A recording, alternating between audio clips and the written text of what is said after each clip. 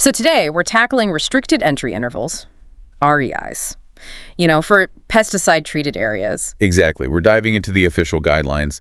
Basically, an REI is just that stay-out time after a pesticide application. Right, to keep workers safe. Yeah, keeps them safe from exposure. And you find that time period right on the pesticide label itself, usually under agricultural use requirements in the directions for use section. Or sometimes right next to the crop listed. Sometimes, yeah, or the specific application method. It varies a bit. Okay. As you've just been hearing, the REI is listed on the pesticide labeling under the heading Agricultural Use Requirements in the Directions for Use section of the pesticide labeling or next to the crop or application method to which it applies. So our mission today really is to untangle the rules for when workers can go back in before that official REI is up. Because the basic rule is stay out, but there are exceptions. There are, and that's where it gets tricky. So we want to make that clear. It's super important for farm safety. Absolutely.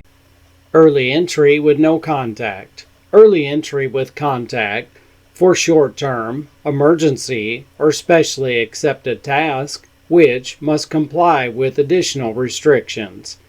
Entry into treated areas during an REI is allowed to perform handling tasks as long as the persons entering such areas are trained and equipped as pesticide handlers and receive all other applicable WPS handler protections. So lay it out for us. What's the employer's main job here? Okay, fundamentally, the employer must keep workers out during the REI. That's the baseline. The exceptions. Right. But there are basically two main ways workers can enter early. First, if they will have absolutely zero contact with any pesticide residue. None. Okay, zero contact. What's the second? The second is for very specific situations where some contact might happen, but the work itself is really limited and controlled. Gotcha. And we should also just mention, trained and equipped pesticide handlers operate under different rules when they're actually doing handler tasks. Agricultural workers. Okay, let's dig into that first one then.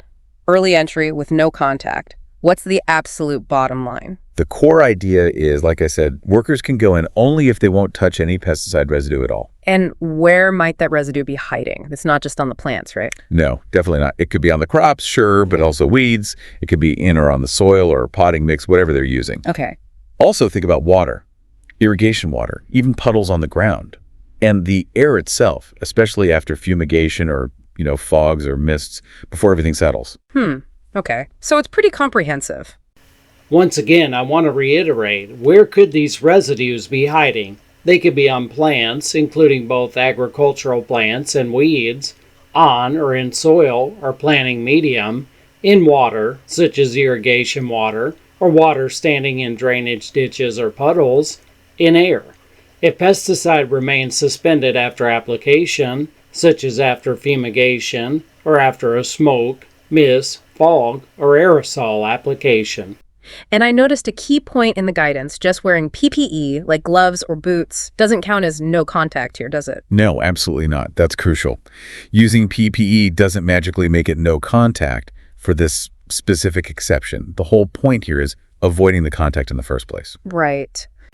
Avoiding contact by using personal protective equipment does not qualify as no contact early entry. No contact early entry workers do not have to be provided the special protections required for other early entry workers. The following are examples of situations where a worker would not be expected to contact pesticide residues in a treated area after sprays, dust, and vapors have settled out of the air. So what are some real-world examples where this no contact entry would actually be okay after sprays or dusts have settled, obviously? Well, think about someone walking down aisles or pathways, like established farm roads or footpaths within the treated area, as long as the plants aren't going to brush against them and nothing's dripping on them. And they just wear normal work boots. Yep, standard footwear is fine for that. No special PPE needed for this exception. Okay, what else? Being inside a vehicle can work. But again, the key is no plants brushing against the vehicle, nothing tripping into it. Like a tractor with a closed cab. Exactly. An enclosed cab is a perfect example. So again, in situations where the worker is wearing footwear and is walking in aisles or on roads, footpaths, or other pathways through the treated area where the plants or other treated surfaces cannot brush against the worker and cannot drop or drip pesticides onto the worker, we wouldn't expect them to come into contact with the pesticides. Again, as we just talked about, if the worker is in a vehicle in a treated area where the plants cannot brush against the worker and cannot drop or drip pesticides onto the worker. So obviously, if the worker's in a vehicle, there's a lot more protection from these types of issues occurring. What if the pesticide was put directly into the soil, like injected? Good question.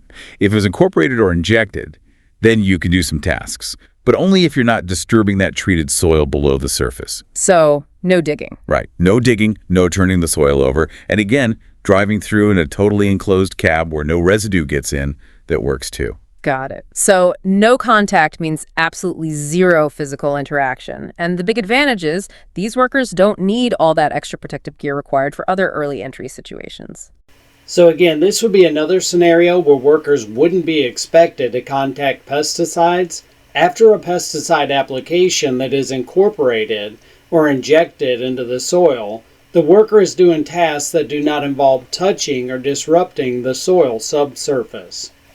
So at that point, after that pesticide has been incorporated or injected into that soil, there's going to be a lot lower risk that that person or anybody entering that area would contact the pesticide.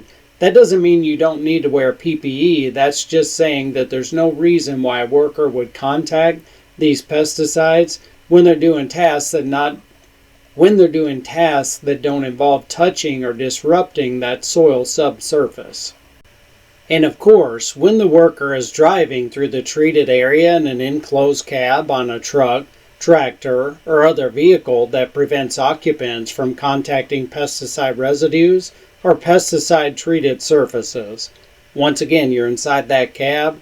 The risk of you touching these pesticides should be pretty low. I'm going to reiterate, that does not mean you don't wear the proper PPE. That's just saying that your chances of coming into contact with a pesticide are much, much less when you're in one of these enclosed cabs. That's a really important distinction, because if any contact is expected, even a little bit, well, then a whole different set of rules applies, much stricter. Which brings us to that second category, early entry with contact. Exactly. Early entry where contact might happen. So when is it okay for workers to touch treated surfaces during an REI? It sounds like it's pretty rare. It is. It's only allowed in very specific, limited situations. The guidelines basically break it down into three main types. Okay, what are they? First, short-term tasks. These have to be less than 1 hour total, and they cannot involve anything defined as hand labor. Hand labor. Okay, we'll need to define that. What's the second thing? Second is emergency tasks. Stuff that has to be done because there's been an officially declared agricultural emergency. Okay, like a natural disaster? Sort of, yeah. We'll get into specifics. And the third category is specific tasks that the EPA itself has approved through a special exception process. So it's really important for you to know there are situations where early entry with potential contact can be okay. What are the work situations where early entry is allowed?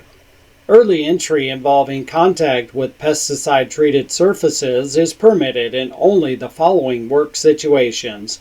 1. Short-term tasks that last less than 1 hour and do not involve hand labor. 2. Emergency tasks that take place because of an agricultural emergency. And 3. Specific tasks approved by the EPA through a formal exception process. Let's think about some of those immediate tasks. Manual labor encompasses any farming activity conducted by hand or using handheld tools, which may result in significant contact with surfaces, such as plants, plant components, or soil that could harbor pesticide residues. Okay, 3 categories. Let's circle back to hand labor. You said short-term tasks can't involve it. What exactly is hand labor according to these rules? Sounds critical. It really is. Hand labor is basically any farm work done by hand, or maybe with handheld tools, where you're likely to have significant contact with those treated surfaces, the plants, the soil, whatever. Can you give some examples? Oh yeah, the list is long. Things like packing produce out in the field, harvesting fruits or vegetables by hand, detasseling corn, thinning out crops, weeding by hand. Wow, okay.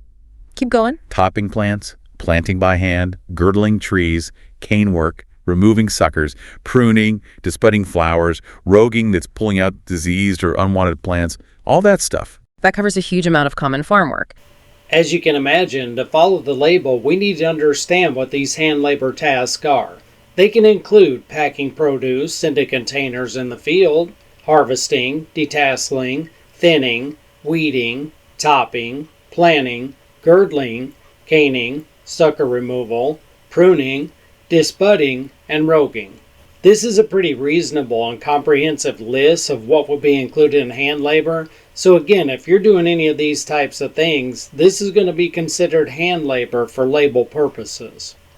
But what's explicitly not hand labor, I saw a note about irrigation equipment. Right, good catch. Operating, moving, or fixing irrigation or watering equipment, that is specifically not considered hand labor. Okay, that's a key difference. It is. And actually, those irrigation tasks can sometimes fall under one of those EPA-approved exceptions we mentioned. Ah, interesting. Okay. And we want to note here, the definition of hand labor does not include operating, moving, or repairing irrigation or watering equipment. These tasks can be performed during the REI, but only under approved situations with proper, early entry, personal protective equipment, PPE. So before we get to the EPA stuff, tell me more about the agricultural emergency tasks.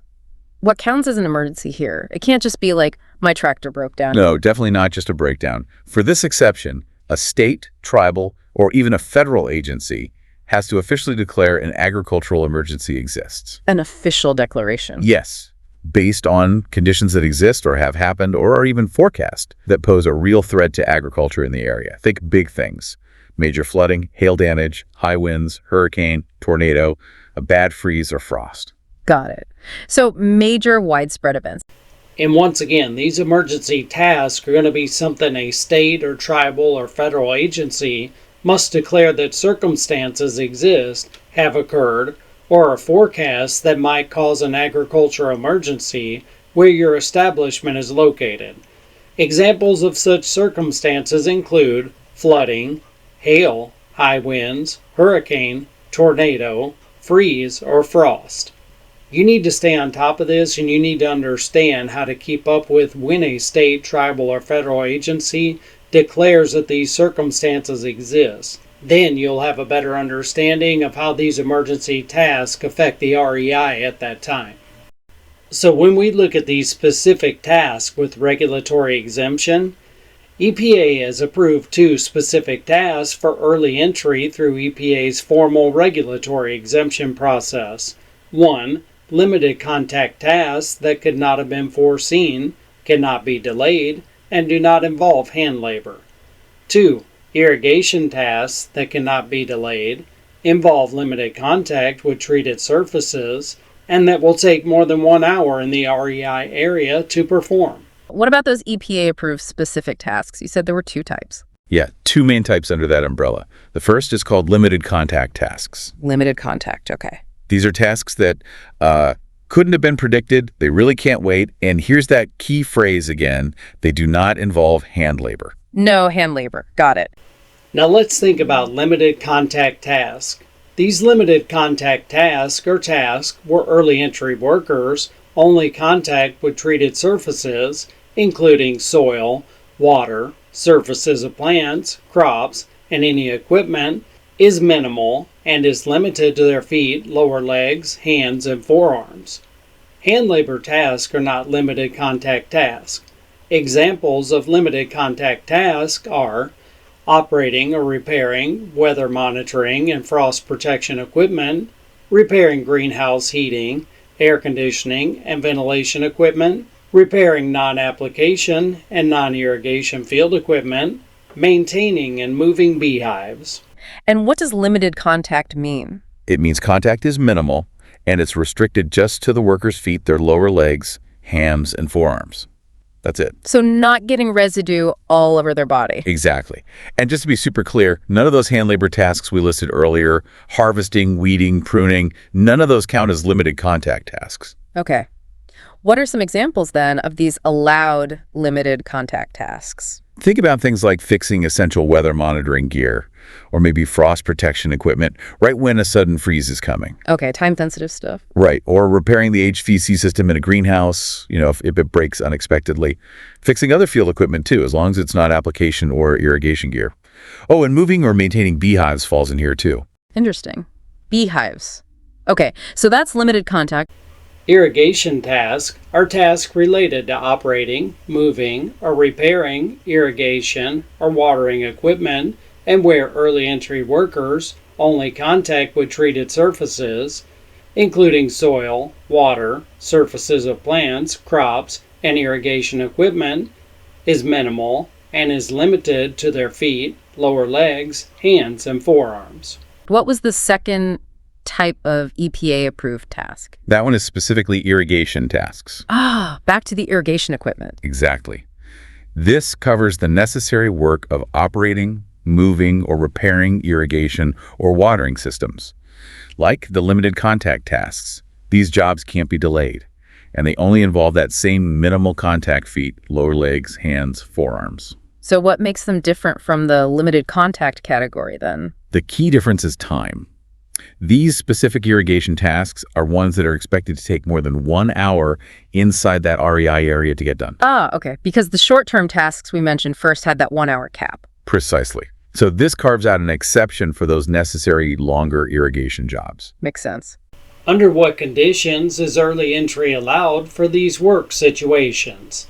There are specific conditions that must be met for early entry for short-term task, limited contact task, irrigation task, and agricultural emergency task. Okay, so for all these situations where contact might happen short-term, limited contact, irrigation, and emergencies, there are specific conditions that have to be met, right? Let's take a look at when early entry can be allowed based on conditions and task.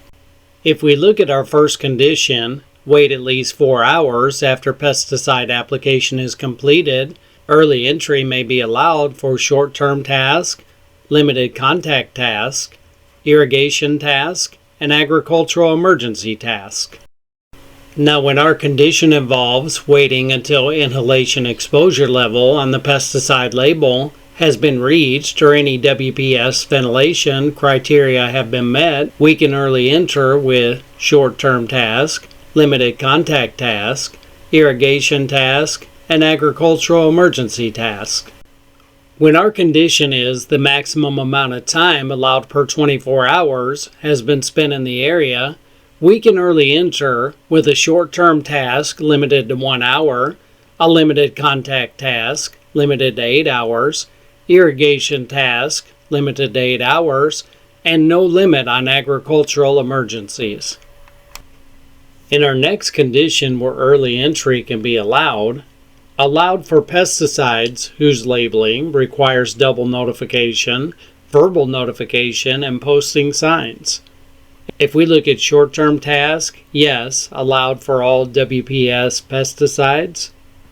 If we look at limited contact task, no, there is no early entry allowed. If we look at irrigation task, no, there is no early entry allowed. And for agricultural emergencies, yes, early entry can be allowed for all WPS pesticides. Again, on this chart, we're looking at conditions where early entry may be allowed. In our first condition, are hand labor tasks permitted? For short-term tasks, the answer would be no. For limited contact task, the answer would be no. For irrigation tasks, the answer would be no. For agricultural emergency tasks, yes, but must be related to the ag emergency.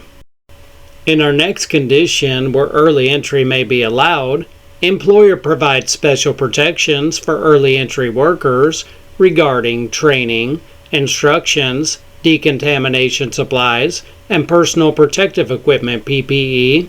For short-term tasks, the answer is yes. For limited contact tasks, the answer is yes. For irrigation tasks, the answer is yes. And for agricultural emergency tasks, the answer is yes, early entry is allowed. In the next condition where early entry may be allowed, need for entry could not have been anticipated. So early entry for short-term tasks in this scenario doesn't matter. For limited contact tasks, early entry is allowed only if need could not have been foreseen. Also with irrigation tasks, early entry is only allowed if need could not have been foreseen.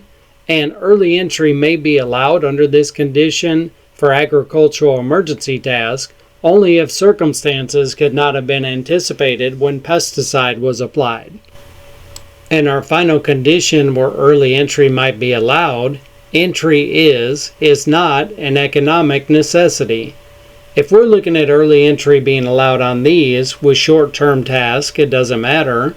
With limited contact tasks, only if delay would cause significant economic loss. With irrigation task, only if delay would cause significant economic loss.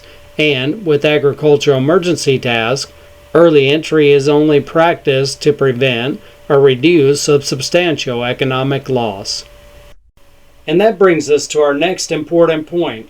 What are the special protections for early entry workers?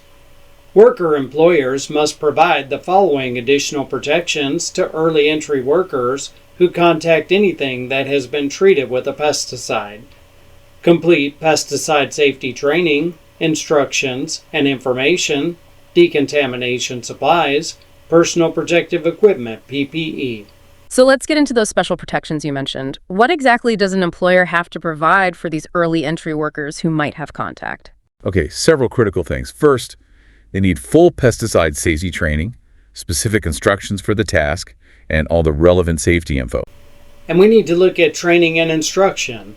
Employers must make sure each early entry worker is trained as a WPS worker before entering a pesticide-treated area during an REI. The 5-day grace period for training that applies to other workers does not apply to early entry workers. Employers must instruct early entry workers in a manner they can understand.